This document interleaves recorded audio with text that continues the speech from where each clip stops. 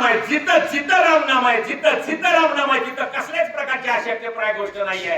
रामनाम ज्याच्या जवळ आहे तुम्हाला शिवलोक प्राप्त होणार आहे. म्हणून हे असणारे साधक हो, हे वानरांनो, अरे तुम्ही रामनामाचं नाव घेताय ना, मग निश्चित तुम्हाला शिवलोक प्राप्त होणार. काळजीच करू नका. त्या रामनामामध्ये तेवढी प्रचंड ताकद आहे आणि ती ताकद तुम्ही ओळखा. प्रत्येकानं रामनामाचं नामस्मरण करायला हवंय. पा रामनाम ज्याने रामाचं नाव घेतलं त्यांचं कल्याण झालंय, त्यांचा उद्धार झालेला आहे. रामनाम आणि आपण मरताना सुद्धा रामनाम सत्य आहे, मरताना सुद्धा रामनाम सत्य. आता इथं तर राहायचंय ना. मग बाबांनो, देवाचं नाव तोंडावर येऊ द्या, पण देवाचं नाव काही तोंडाला येतच नाही काही लोकांच्या. अवघड आहे. पुढे आहे का शिव श्रीराम भक्त संपूर्ण ऐकोन श्रीराम नाम स्मरण सोय सामोर येईल आपण अति सन्मान रामाशी. राजा सुग्रीव समोर आलेले हे असणारे वानरांनो, स्वतः महादेव रामाचा भक्त आहे महादेव. आणि तुमचं रामनाम ऐकल्यानंतर, तुमचं रामनाम ऐकल्या नामापाशी शिवलोकाशी जावया. अरे तुम्हाला काळजीच करायची नाही वानरांनो. त्या शिवलोकाला जायचंय ना, त्या कैलासाला जायचंय ना. फक्त एकच काम आहे, राम राम राम राम. अखंड नामचिंतन करा, आपोआप तुम्ही कैलासाला जाऊ शकता. असं असणारे ते सांगू लागलेले आहे. वैकुंठ कैलास व्रतांत वेद शास्त्रागम्य मात ते मी सांगेन साव्यंत सीता सुधेता साधावया. राजा सुग्रीव सांगू लागला की तो कैलास कसा आहे बाबांनो, त्याचं वृत्तांत सांगतो, त्याला त्याचं डिटेल सांगतो, त्याचा आणि पुढे पुढेही तुम्हाला ऐकायला मिळणार आहे. धन्यवाद आहे. तो कैलास एवढा चांगला आहे, एवढा श्रेष्ठ आहे. राजा सुग्रीव काय काय सांगतो, कसं कसं सांगतो ते पुढे ऐका. सप्तवर्ण बाहेरी मायावर्ण भितरी वैकुंठ कैलासाची थोरी स्वरीला करी श्री भगवंत.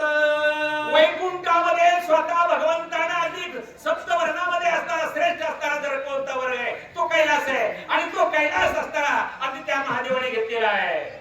प्रलय होता ब्रह्मसृष्टीशी वैकुंठ कैलास शेषशाहीशी प्रयाणाही यातीशी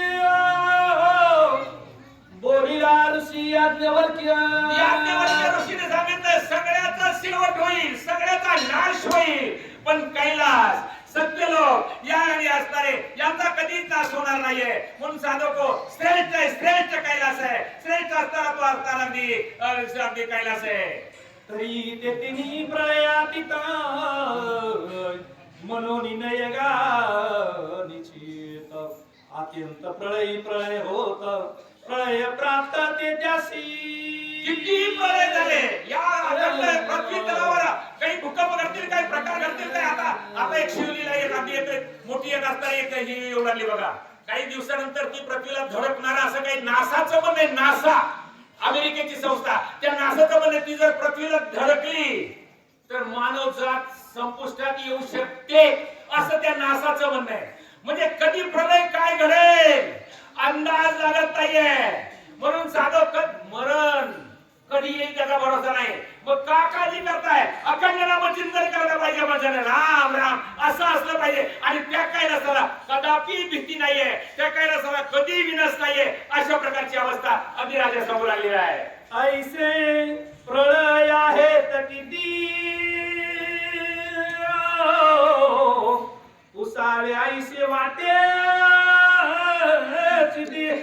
तरी ते सांगेन सकळी ते सावध व्रती अवतारा.